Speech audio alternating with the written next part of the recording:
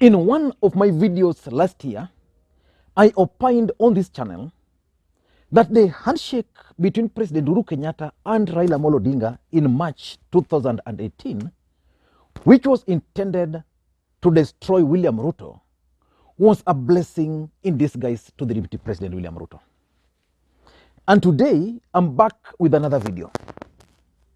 That the BBI ruling, where the Court of Appeal agreed with the decision of the High Court that the process was actually null and void and unconstitutional, that ruling is going to turn out to be a blessing in disguise for Raila Amolo Odinga. Raila Amolo Odinga has already pronounced himself on that matter, that he's not going to do anything, he's not going to appeal, and that his focus now is on 2022. And for those who follow the politics of this country, yesterday Raila Odinga made it very clear that he's going to run for the presidency of the Republic of Kenya. So in this video today, I want to try and explain to you guys how that ruling by the Court of Appeal and the High Court could turn out to be a blessing in disguise for Raila Amolo Odinga. But before we do that, if you're watching this channel for the first time, I want you to take a second or two and click the subscribe button so that next time we produce a video like this, YouTube will automatically notify you. And to the subscribers, I want to continue thank you guys for your continued support. I want to try to be brief because Arsenal are playing and I want to go and watch that match. Now let us get back to business. In 2018, President Uhuru Kenyatta and Raila Amolo Odinga, after the bitterly contested 2017 general election in March, decided to enter into a handshake. That handshake actually shocked many Kenyans. Very few Kenyans had expected that the president and Raila Amolo Odinga would even talk. But they had the handshake, and from that time up to now, the two gentlemen have been working very closely. And one man who has suffered that particular handshake, the effect of it, is none other than the Deputy President William Ruto. But William Ruto also knew the objective of that handshake and he refused to embrace it. That handshake led us to what is referred to as the Building Bridges Initiative process. This Building Bridges Initiative process was being pushed by President Uhuru Kenyatta and Raila Amolo Odinga. And Kenyans had anticipated that by now we should have had a referendum. But the courts stopped reggae. But that move by the court to stop BBI, in my view, is actually a blessing in disguise to Raila Amolo Odinga. Why am I saying so? I'm saying so because of 5 or 6 reasons only.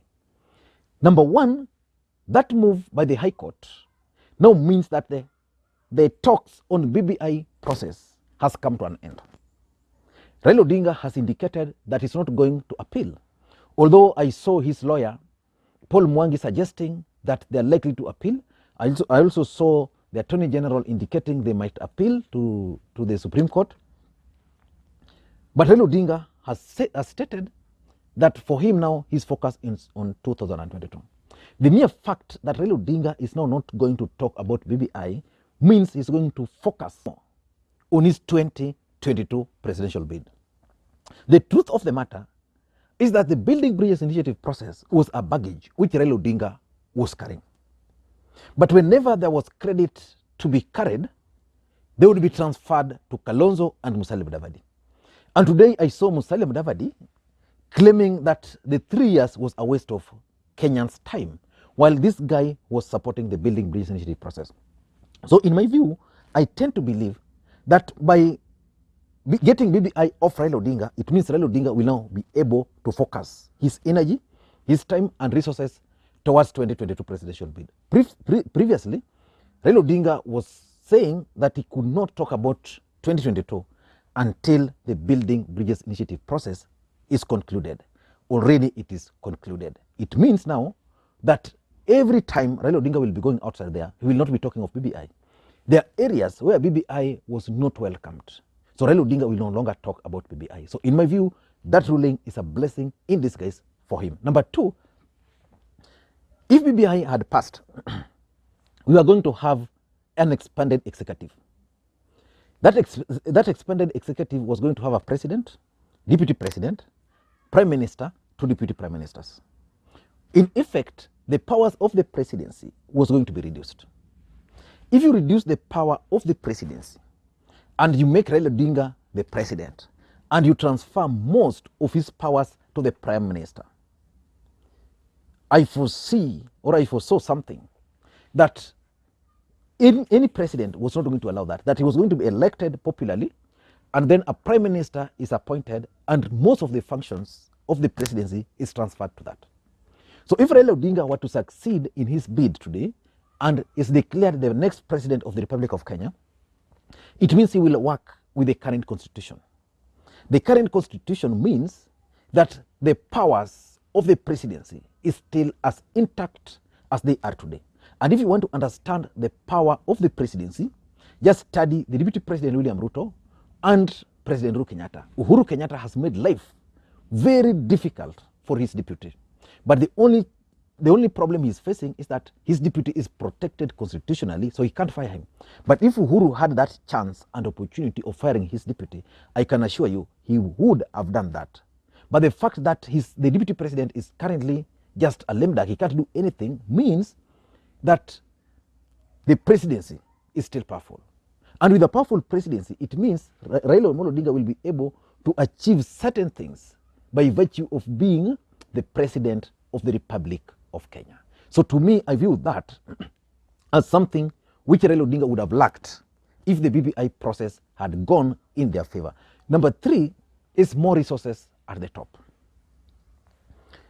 The Building Bridges Initiative process was proposing that the resources are devolved more to the counties. And for me, that was the main reason why I was supporting the BBI process. As long as you have more resources at the counties and they're utilized properly, I don't see any reason why Kenyans should have had a problem with that. But now Raila Odinga becoming a president when more resources are devolved to the counties would have meant that counties were going to have success, which is good for the country. But at the national level, he was going to have very little to manage. And with very little to manage, it would mean that there are certain things he cannot do as a president.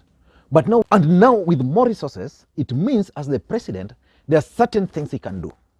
For example, he can initiate mega projects, which would not have been possible because more resources were going to go to the counties and the counties were going to determine how most of those resources were going to be used. So in my view, that's a blessing in disguise for Raila Odinga. But Kenyans must figure out how we can devolve more funds to the counties. In my view, the secret to developing this country lies at the county level. If you can get good MCS, if you can get good governors, if you can get good village administrators, more money to the villages, we are going to expand the villages and more opportunities are going to be created there. But that was only if the BBI had passed. Again, he can even decide that now that we have more resources at the national level, through executive order, he can decide to allocate more funds to the counties. And being the father of the devolution, Kenyans will remember him as one of the few presidents who decided to increase allocations to the devolved units. That's number 2. Number 3, 4 is the expanded executive. Now we are going to have a president, prime minister, a deputy prime minister, 2 of them. That was going to be an expanded executive. For his 2022 presidential bid, it was going to pose a challenge for him. Of course, as things stand today, how many people wants to be the next president of the Republic of Kenya? There's Ruto, there's Kalonzo, there's Mudavadi. Raila Odinga is there. But with an expanded executive, it means it would have been possible for them to craft an alliance based on that expanded executive. But Raila Odinga has his party. Raila Odinga has ODM. ODM has people like Joho were waiting to be prime ministers. People like Oparanya were waiting to be vice presidents. So it means today that without the expanded executive, Raila Odinga will only have to make one choice, the running mate.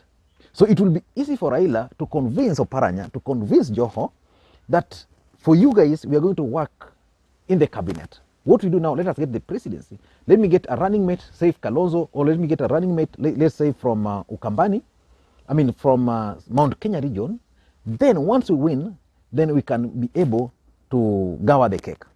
But in a case where there are 5 positions, then you want to give to people and leave out the rest. How was that going to be possible? It was not going to be possible.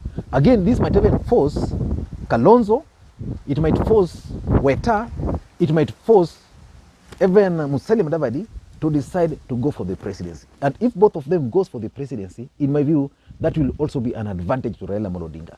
Because if you look at things critically, Kalonzo and Mudavadi joining presidential list and being on the ballot would mean that none of the presidential candidates will gain the 50 plus 1% vote. So the expanded executive is also going to work. The fact that it has been reduced, it has been removed, is going to work to the advantage of Raila Odinga. Number 5, I also tend to think that the mere fact that the BBI has collapsed provides Raila Odinga with an opportunity to venture into the larger Mount Kenya politics. The truth of the matter is that the Mount Kenya region are the biggest losers when it comes to BBI. And most of them have started seeing how they lost, because the other parts of the country are actually laughing at them.